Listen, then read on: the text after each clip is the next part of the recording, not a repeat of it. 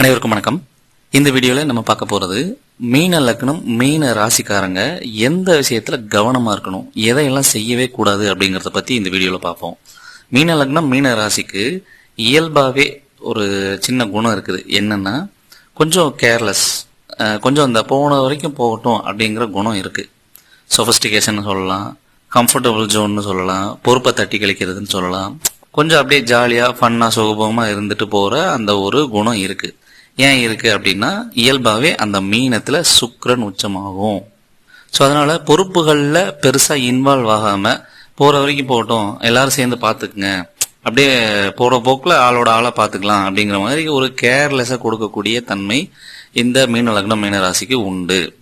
அப்புறம் 8ஆம் அதிபதியாகவும் 3ஆம் அதிபதியாகவுமே இந்த சுக்கிரன் வராரு. இயல்பாகவே மீன லக்னம் மீன ராசியில் நீங்கள் பிறந்துட்டீங்க அப்படின்னா உங்களுக்கு அஷ்டமாதிபதியாக சுக்கிரன் வராரு. வெறும் 8ஆம் இடம் அப்படின்னாலே அஷ்டமஸ்தானம்.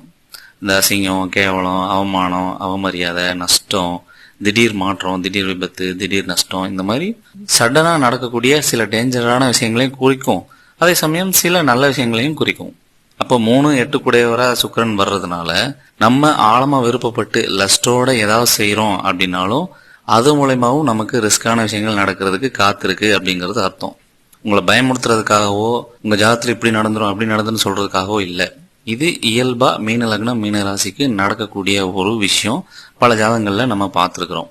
ஸோ அதனால் சுக்கிரன் குறிக்கிற காரகமான காதல், ரிலேஷன்ஷிப்பு, காமம், பணம், அப்புறம் இன்பமாக வாழ்கிறதுக்கு, சுகபோகமாக வாழ்கிறதுக்கு கடைபிடிக்கக்கூடிய அல்லது ஃபாலோ பண்ணக்கூடிய சில பழக்க வழக்கங்கள். அது நீங்கள் எந்த பழக்கம் வேணாலும் எடுத்துக்கலாம். ஏதோ ஒரு பழக்கத்தை முன் வச்சு அது மூலயமா நிறைய சுகபோகமாக வாழ நினைக்கிறீங்க, ஒரு போதை மாதிரி வாழ நினைக்கிறீங்க அப்படின்னா அதை எடுத்துக்கலாம்.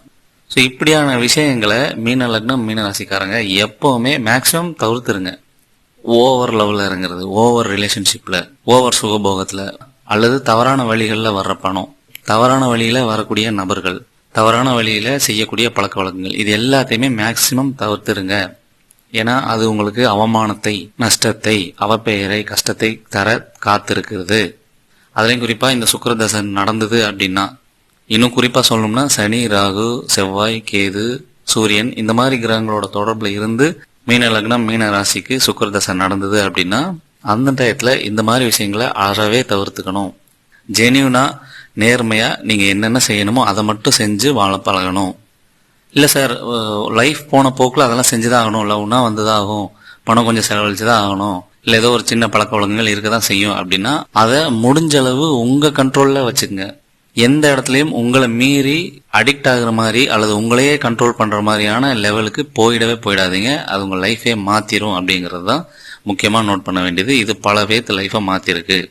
நீங்கள் மெயினாக கவனத்தில் வச்சுக்க வேண்டியது உங்கள் நல்லிணக்கமோ, உங்கள் ஒழுக்கமோ, உங்கள் குடும்ப சூழலோ எந்த இடத்துலையும் அறம் தவறாமல் அறத்தை மீறி போகாமல் இருக்குதா அப்படிங்கிறத மட்டும் பார்த்துங்க. எந்தாவது ஒரு இடத்துல மாறுது, இது சரியா இல்லை, தப்பாக இருக்குது அப்படின்னு தெரிஞ்சால் அதை எந்த யோசனையும் இல்லாமல் நிறுத்த கற்றுக்குங்க. அதுதான் மீன லக்னத்துக்கு மீன ராசிக்கு ஒரு நல்ல வாழ்க்கையை அமைச்சு தரும். குறிப்பாக பொன், பெண், பணம், இது ஆண்களுக்கு மட்டும் இல்லை, பெண்களுக்கும் பெண்ணால தான் பிரச்சனை. ஸோ இந்த மூணையும் உங்கள் லிமிட்டில், அறத்தின் வழியில் கௌரவமாக எந்த அளவு கொண்டு போகிறீங்களோ அந்த அளவு தான் உங்கள் லைஃப் சிறப்பாக இருக்கும். லிமிட்டை தாண்டி இந்த சுக்கிரன் சார்ந்த விஷயங்களை கடைபிடிக்கக்கூடாது, ஃபாலோ பண்ணக்கூடாது, தொடரக்கூடாது அப்படிங்கிறது தான் நான் உங்களுக்கு சொல்ல வர்ற அட்வைஸ். இந்த வீடியோ பற்றின கமெண்ட் பாக்ஸில் போடுங்க. உங்களுக்கு உங்கள் ஜாதகத்தில் எந்தெந்த கிரகம் எப்படி இருக்குது, அது எப்படி செயல்படும், வேலையில், தொழிலில், எக்கனாமிக்கில், பேஷனில், தனிப்பட்ட விஷயங்களில் இதிலெல்லாம் எப்படி செயல்படும், எதை செய்யக்கூடாது, எதை செய்யணும் அப்படிங்கிற டீட்டெயில்டு கைடன்ஸ் வேணும் அப்படின்னா நம்மளை தொடர்பு கொள்ளுங்க. அல்லது ஜென்ரலான கைடன்ஸ் வேணும் அப்படின்னாலும் நம்மளை தொடர்பு கொள்ளலாம். நன்றி.